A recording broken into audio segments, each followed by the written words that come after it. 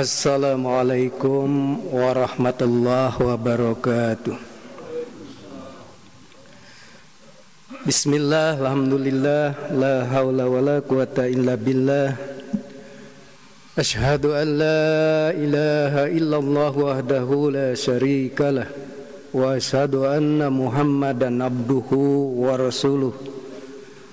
Allahumma salli wa sallim wa barik ala Muhammadin wa ala alihi wa sahbihi ajma'in. Faqala Allah ta'ala fi kitabihil karim, a'udzu billahi minasyaitonir rajim. Bismillahirrahmanirrahim. Syahrul Ramadan alladzi unzila fihil Qur'an hudal linnasi wal bayyinati minal huda wal furqan ila akhiril ayat. Tsumma qala Allah ta'ala, Iqra bismi rabbikal ladzi khalaq, khalaqal insana min 'alaq. Iqra wa rabbukal akramul ladzi 'allama bil qalam, 'allamal insana ma lam ya'lam. Puji serta syukur dan intinya kita panjatkan kehadirat ilahi Rabbi atas rahmat dan karunia-Nya. Alhamdulillah, kita semua diberikan kekuatan, kesehatan, terutama kekuatan iman dan kekuatan Islam. Karena dengan kekuatan iman, kekuatan Islam, kekuatan takwa, kita mampu untuk menghadiri ibadah berjamaah subuh di antara lain di bulan Ramadan ini. Rahmat dan salam semoga tercurah kepada junjungan kita Nabi besar Muhammad sallallahu alaihi wasallam, para keluarganya, para sahabat, para tabi'in, tabi'ut tabi'in, dan kepada umatnya sampai akhir zaman. Hadirin jamaah subuh rahimakumullah, doa kita pasti dikabulkan oleh Allah Subhanahu wa taala ketika doa itu diucapkan pada bulan Rajab. Allahumma barik lana Rajab wa Sa'ban. Jadi ketika bulan Rajab kita berdoa baligna Ramadan sampai pada bulan Ramadan. Oleh karena itu, ini adalah doa yang dikabulkan oleh Allah Subhanahu wa taala bahwa kita sudah sampai di bulan Ramadan ini. Alhamdulillah, bersyukur kepada Allah Subhanahu wa taala, sebab dengan 3 bulan ini ada juga saudara-saudara kita yang tadinya sama-sama berjamaah, yang tadinya sama-sama mengikuti kuliah subuh, yang tadinya sama-sama untuk mendengarkan ceramah tarawih, yang sama-sama melaksanakan saum Ramadan, sudah tidak ada lagi di samping kita atau juga saudara-saudara kita karena dipanggil oleh Allah Subhanahu wa taala. Ini kita syukuri nikmat dari Allah Subhanahu wa taala. Hadirin jamaah subuh rahimakumullah, saya diminta ceramah dengan judul Saum dengan Peningkatan Literasi. Kata saum itu sudah banyak dibahas oleh para mubaligh, para dai, ulama.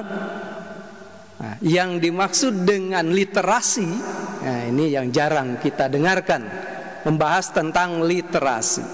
Apa itu literasi? Literasi itu adalah kemampuan untuk membaca, kemampuan untuk menulis, dan kemampuan untuk menganalisa,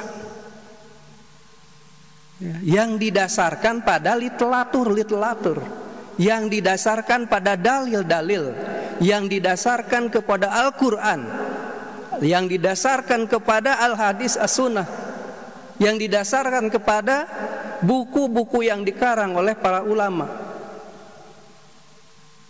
Oleh karena itu, kita semua, terutama di bulan Ramadan ini, harus meningkatkan pemahaman, meningkatkan baca, meningkatkan karya tulis. Kenapa? Karena di dalam ajaran Islam yang sudah diinstruksikan atau yang sudah diajarkan oleh Rasulullah sallallahu alaihi wasallam, terutama pada waktu awal-awal Islam terjadinya perang Badar, kemudian ada tawanan perang yang ditahan oleh kita, tidak boleh dikeluarkan itu, tidak boleh dilepaskan sebelum dia membaca atau sebelum dia mengajarkan baca tulis. Oleh karena itu pada waktu awal-awal Islam, Nabi sudah menganjurkan untuk belajar membaca dan menulis. Dan umat Islam pada waktu itu banyak yang pandai membaca dan menulis. Salah satunya adalah Zaid bin Sabit. Dia diajarkan oleh orang-orang tawanan perang, kemudian menjadi pandai untuk membaca dan menulis, kemudian menjadi sekretaris Nabi di dalam penulisan Al-Quran. Ini salah satunya. Di Jawa Barat ini kita masih prihatin bahwa kemampuan baca tulis dan senang membaca itu masih rendah. Contohnya untuk Pulau Jawa saja kita urutannya nomor 4, bayangkan. Jawa.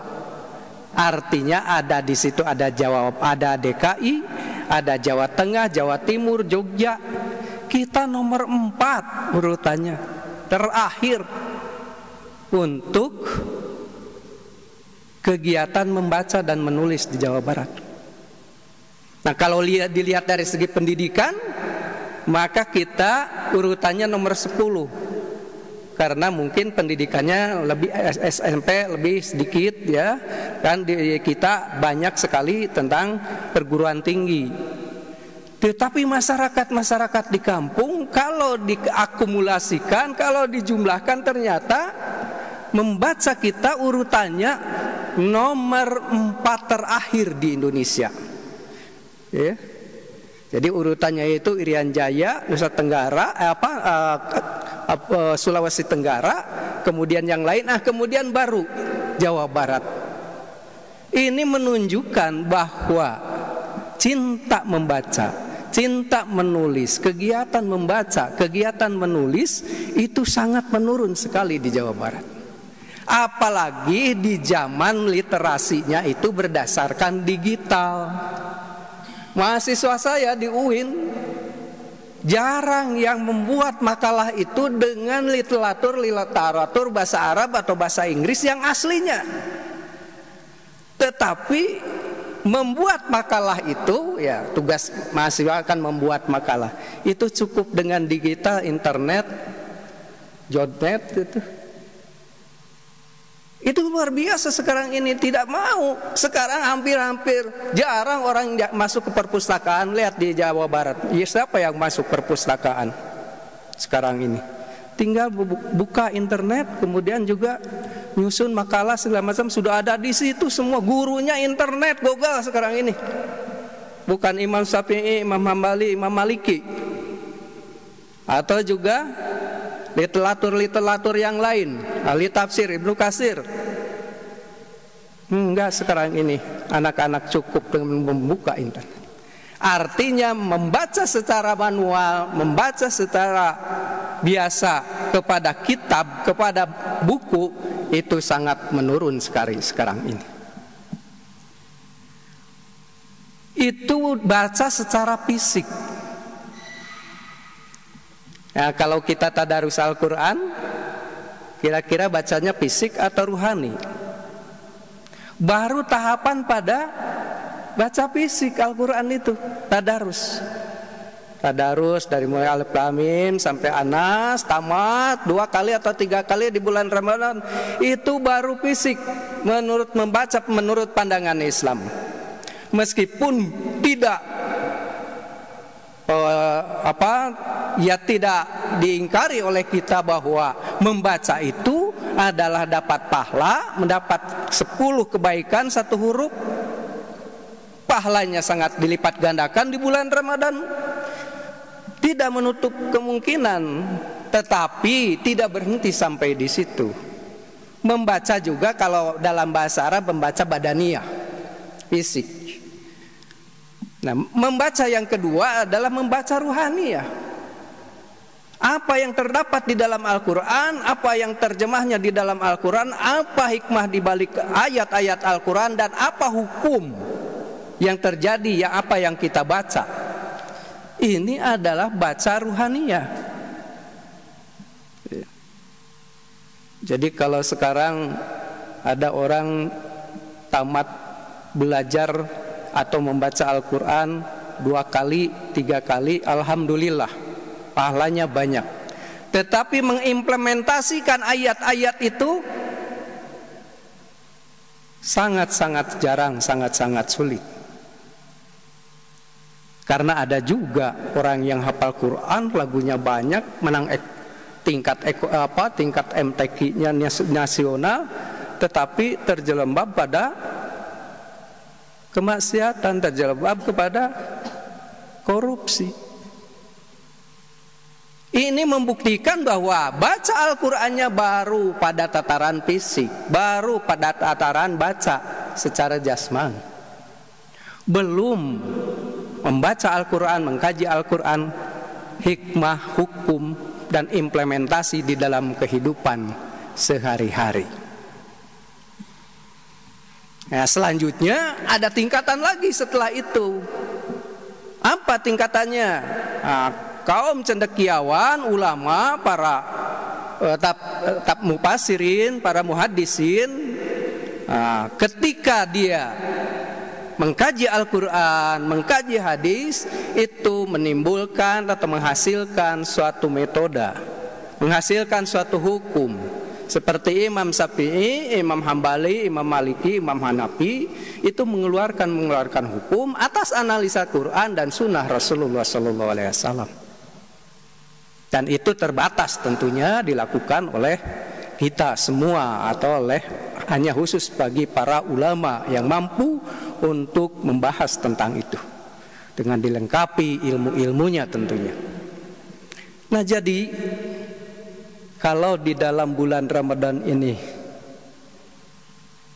masih ada orang yang bertanya tentang apa hukumnya kalau muntah batal atau tidak, setiap Ramadan itu ada saja pertanyaan itu, batal atau tidak ya. Padahal bulan Ramadan kita sudah alami puluhan kali. Bahkan mungkin saya sebagai usianya sudah 67 tahun sekarang ini, ya Ramadan itu mungkin sudah 60 kalian lebih. Sejak 10 tahun saya sudah puasa gitu kira-kira 70 atau 60 kali atau 50 lebih, 50 kali.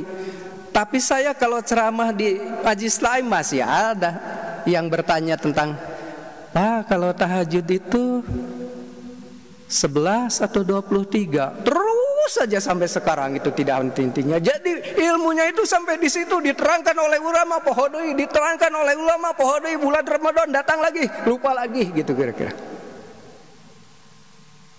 Atau juga tadi batalnya saum, kumaha mun disuntik, kumaha lamun di oksigen segala macam batal atau tidak. Ini kan jadi persoalan-persoalan terus. Karena apa? Karena kita tidak meningkatkan pemahaman tentang fikih saum. Contohnya Rasulullah SAW menganjurkan untuk tajil. Tajil buka. Ai urang mah tajil teh identik jeung bala-bala, kolak, nu kabayang ke. Mana cenah untuk tajilnya? Bala-bala, kolak. Padahal di dalam literatur, di dalam fikih Islam, tajil itu, bahasa tajil itu menyegerakan buka, bukan makanan, menyegerakan buka. Dan sunnah Rasulullah itu menyegerakan buka itu dengan kurma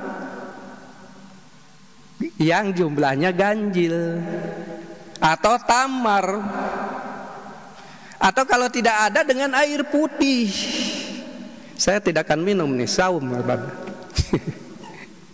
dengan air putih. Atau katanya yang manis-manis, panari urang mah begitu Allahu Akbar, Allahu Akbar, bak teh kena bala-bala. Bala-bala masih nomor hiji ayeuna rankingna. ditambah nanti kolak, tambah segala macam. Korma mah nomor sabaraha. Kadang-kadang taya-tayacan di bumi korma. Padahal itu adalah contoh Rasulullah Sallallahu Alaihi Wasallam. Ini menunjukkan bahwa pemahaman fikih kita itu tetap masih kurang. Pemahaman kita fikih tentang Ramadan masih dangkal. Padahal di bulan Ramadan itu diperintahkan untuk meningkatkan literasi, meningkatkan pengetahuan tentang Ramadan. Al-Qur'annya juga disuruh membaca kita itu kan, Iqra bismi rabbikal ladzi khalaq. Bacalah. Belajar membaca, kata Imam Nawawi, bahwa ilmu itu seperti di dalam karung. Maka untuk mengikat ilmu itu ditalian tak karung itu supaya terlepas tulisan. Jadi ilmu itu bagaikan binatang di dalam karung. Kalau tidak diikat, maka itu akan lepas. Oleh karena itu ikatannya bagi kita adalah tulisan. Ya nama ada loba HP atuh. Di Google aja kita buka. Untung lamun ceramah ya teu make tulisan. Terus di Google buka HP, ternyata batunya lobet paeh. Geus we teu bisa ceramah eta mah. Ya. Sabab ilmuna di HP. Ya. Ari di kampung ngebaheula, di kampung punten nya mun khutbah panyandakna ge ti dieu eta kertasna teh. Kata baku kipas angin, ngumpat teh. Kertasna teh ku angin atuh geus poho deui kabeh nu di ku dia ceramahkeunana. Masyaallah. Jadi oleh karena itu sekali lagi bahwa dalam bulan Ramadan ini peningkatan pemahaman, peningkatan hikmah-hikmah di bulan Ramadan ini harus ditingkatkan sehingga kita tidak kembali lagi ke situ, pertanyaan lagi tidak kembali ke situ. Tidak ada peningkatan. Harusnya apa yang bisa ditanyakan ibu-ibu kalau di majlis taklim misalkan, bukan lagi batalnya saum, bukan lagi apa itu buka puasa atau sahur, tetapi meningkat. Gimana ya kalau misalkan ya, pertanyaannya itu kalau kita sakit kemudian disuntik, nah itu peningkatan kan? Itu ada literatur modern sekarang. Zaman Rasulullah kan belum ada tentang ini bagaimana kalau yang sakit diinfus, bagaimana kalau yang sakit di pakai apa ya yang itu oksigen gitu ya. Ya itu kan itu pemahaman baru. Jadi jangan kembali lagi ke asal. Gimana kalau dalam perjalanan itu boleh buka atau tidak? Ya itu udah berapa tahun itu. Kemudian bagaimana tentang orang haid, bagaimana tentang orang yang sudah udur. Nah, itu pertanyaan-pertanyaan yang kalau bagi kita harusnya sudah lewat gitu itu, karena sudah ilmu pengetahuannya sudah ada pada kita. Nah, ini yang disebut dengan peningkatan literasi. Makanya di bulan Ramadan ini kita sudah menyediakan program-program termasuk Pusdai ya. Pertama coba bayangkan sekarang kalau ada sebelum bulan puasa kan tidak terjadi itu. Malam-malam kita bangun, kemudian sholat tahajud atau juga berjamaah sholat tahajudnya. Subuh-subuh kita baca Quran, kemudian subuh-subuh kita mendengarkan ceramah. Nanti duhur lagi ada kultum, asar lagi ada kurtum, maghrib lagi ada sebelum buka bersama ada lagi ceramah ya. Wah luar biasa. Di TV juga sama begitu. Semua TV menayangkan tentang Ramadan. Tapi kita sebagai orang objeknya belum meningkatkan ilmu-ilmunya itu, sehingga angger we didinya tak ningkat-ningkat itu. Yang berikutnya Allah memerintahkan kepada kita awal-awal ketika turun bulan Ramadan, yaitu perintah Iqra, bacalah. Iqra bismi rabbikal ladzi, bacalah dengan atas nama Tuhan. Jadi yang membaca, yang meneliti, karena pada waktu perintah membaca itu bukan membaca Al-Quran fisik ya, karena Al-Qurannya juga belum turun, baru itu-itunya ya. Tapi membaca situasi, membaca kondisi. Dalam sebagian tafsir itu disebutkan, nah, setelah membaca kondisi, membaca situasi ya, suruh Rasulullah itu untuk berdakwah. Tapi dengan apa membacanya itu? Dengan bismi rabbika, dengan atas nama Tuhan. Jadi kalau kita penelitian, kita menulis, kita mengadakan menggunakan metodologi segala macam, itu jangan lupa meskipun yang ditelitinya adalah ayat-ayat kauniyah, bukan ayat-ayat kauliyah ya. Ayat-ayat kauniyah itu ayat-ayat Allah yang tersebar di alam ini selain Al-Quran, ayat kauniyah. Tetap dia itu harus atas nama bismi rabbik. Kalau tidak ditemukan sesuatu dengan ilmu pengetahuan dan teknologi, maka serahkan kepada Allah, karena Allah yang membuatnya. Sering saya ungkapkan, seorang ilmuwan itu bertanya-tanya, kalau terjadinya benda padat, maka benda padat itu ada gaya tarik antara molekul-molekul. Terjadinya molekul juga ada gaya tarik masih hidup, ada gaya tarik antara neutron-neutron. Kemudian sekarang yang paling kecil ditemukan neutron masih hidup, dan kalau itu dikembangkan, kalau itu dijadikan sesuatu yang luar biasa seperti nuklir, benda yang paling kecil masih ada kekuatan. Tidak bisa ditemukan siapa yang menggerakkannya. Kalau benda padat itu digerakkannya oleh molekul, kalau molekul itu digerakkannya oleh neutron, kalau neutron itu digerakkan oleh siapa, sampai sekarang belum ketemu menurut ilmu pengetahuan. Tetapi kalau sebagai seorang muslim, karena membacanya dengan bismi rabbik, maka dia akan mengembalikan bahwa yang menggerakkan kekuatan itu adalah Allah Subhanahu wa ta'ala. Nah, itu sebagai mengembalikan ketauhidan kita kepada Allah Subhanahu wa ta'ala supaya tidak sekuler. Ya, kalau orang lain kan mengatakan itu adalah sunat alam aja, ilmu alam. Ya, kalau ya kitanya sunatullah, ya sunatullah itu siapa yang menggerakkan? Allah Subhanahu wa ta'ala. Ya. Nah, inilah bapak-bapak yang perlu saya sampaikan. Jadi sekali lagi, karena kita di Jawa Barat ini, di Jawa Barat juga sudah banyak usaha ya untuk meningkatkan literasi, antaranya dengan gerobak perpustakaan yang keliling gitu ya, 50 buku, kemudian diganti lagi gitu. Tetapi yang datang ke perpustakaannya itu ya jarang sekali. Ya, kita di masjid malah aneh menurutnya, kita membaca Al-Quran, kemudian juga literatur banyak. Coba kita berangkatnya bukan ke masjid, tapi ke pasar, kemudian ke pabrik, segala macam. Yang diteliti itu kan itu masyarakat banyak, bukan masyarakat kecil.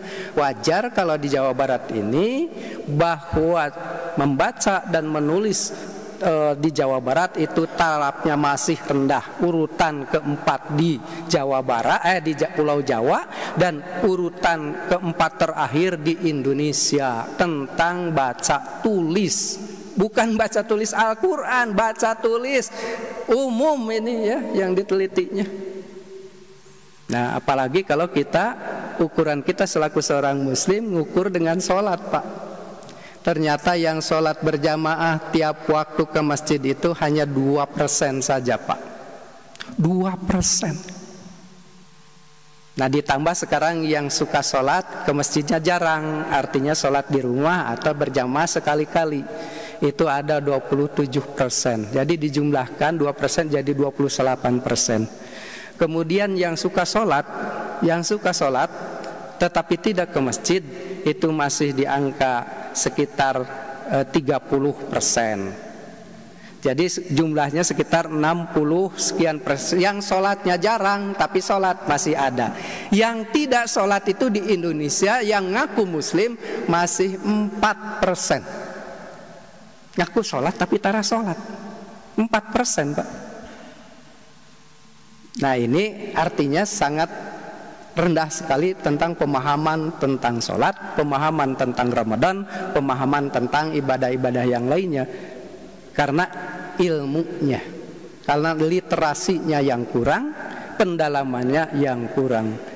Mari di bulan Ramadan ini kita jadikan bulan Ramadan ini sebagai peningkatan pemahaman tentang literasi Islam, tentang perpustakaan Islam, supaya kita tidak termasuk yang paling rendah dalam membaca dan menulis, apalagi dalam penulisan tentang karya ilmiah. Sangat jauh sekali. Itu saja yang perlu sampaikan. Sekali lagi saya berdoa mudah-mudahan kita diberikan kekuatan oleh Allah Subhanahu wa taala untuk melaksanakan ibadah di bulan Ramadan 1 bulan penuh, dan diberikan kekuatan untuk mengamalkan amal-amalan yang di bulan Ramadan ini pahalanya luar biasa. Jadi saumnya harus tamat, tilawahnya harus tamat, tahajudnya harus tamat, kemudian juga sodakohnya harus banyak, karena itu adalah ajaran Rasulullah sallallahu alaihi wasallam. Billahi taufiq wal hidayah. Wassalamualaikum warahmatullahi wabarakatuh.